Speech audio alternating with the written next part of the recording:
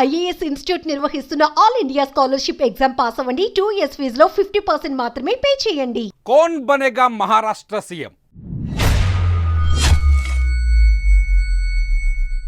3 పార్టీల్లో సీఎం పీఠాన్ని అధిరోహించేది ఎవరు? ముఖ్యమంత్రి పీఠం బీజేపీదా,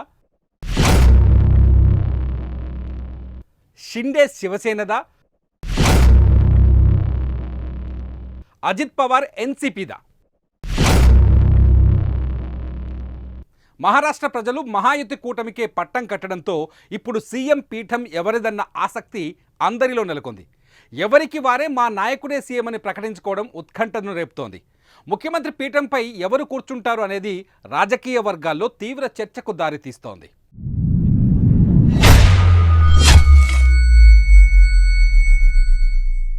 మూడు పార్టీలకు చెందిన వారు ఎవరికి వారే సీఎం కుర్చీ కోసం పోటీ పడుతున్నారు. షిండేనే మళ్లీ ముఖ్యమంత్రి అంటూ ఆ పార్టీకి చెందిన నాయకులు బహిరంగంగానే ప్రకటిస్తున్నారు. ప్రస్తుత ముఖ్యమంత్రి ఏక్నాథ్ షిండే అదే పదవిలో కొనసాగుతారని స్పష్టం చేస్తున్నారు. షిండే పాపులారిటీ కారణంగానే మహారాష్ట్ర ప్రజలు మహాయుతి కూటమిని ప్రజలు గెలిపించారని, అందుకే ఏక్నాథ్ షిండే సీఎం కావడం హక్కు అని ఆ పార్టీ నేత సంజయ్ సిర్సత్ తెలపడం సంచలనంగా మారింది. పైగా సిట్టింగ్ సీఎంగా ఉన్న షిండే ముఖ్యమంత్రి పదవిని వదలడానికి అసలు ఒప్పుకోరనే రాజకీయ విశ్లేషకులు కూడా అంచనా వేస్తున్నారు. మరోవైపు బీజేపీ సైతం మహారాష్ట్ర మాజీ ముఖ్యమంత్రి ఫడ్నవీస్ ఈసారి ముఖ్యమంత్రి అవుతారని కామెంట్ చేస్తోంది. బీజేపీ ఎక్కువ మెజార్టీ సాధించడంతో దేవేంద్ర ఫడ్నవీస్ సీఎం కావాలని కార్యకర్తలు కూడా కోరుకుంటున్నారు.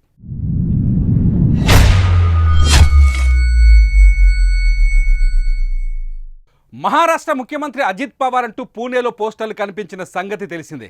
ఈ పోస్టర్లను ఎన్సీపీ నేత సంతోష్ నంగారే ఏర్పాటు చేయగా నిమిషాల్లోనే వైరల్గా మారాయి. మరోవైపు మహారాష్ట్ర ఎన్నికల ప్రచారంలో సీఎం పదవిపై తనకు ఇంట్రెస్ట్ ఉందని అజిత్ పవార్ తన మనసులో మాటను బయటపెట్టారు.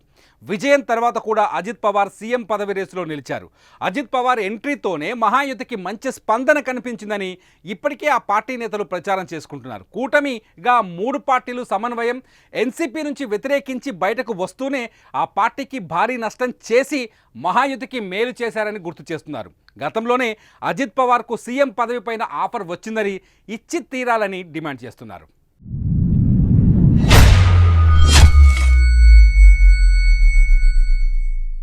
తాజా రాజకీయ పరిణామాలను చూస్తే 3 పార్టీలు కూడా సీఎం సీటు కోసం వెనక్కు తగ్గే అవకాశాలు కనిపించడం లేదు. బీజేపీ షిండే మధ్య గట్టి పోటీ కనిపిస్తోంది. కానీ ఇది రాజకీయం, సంచలనాలకు తావులేదు. ఏ క్షణం ఎలా ఉంటుందో, ఎలాంటి ప్రకటన వస్తుందో చెప్పలేం. దీంతో మహారాష్ట్ర సీఎం పగ్గాలు ఎవరు చేపడతారని తెలియాలంటే కొన్ని గంటలు ఆగాల్సిందే. మరి మహారాష్ట్ర సీఎం ఎవరు అనుకుంటున్నారో మీ అభిప్రాయాన్ని ఈ వీడియో కింద కామెంట్ చేయండి.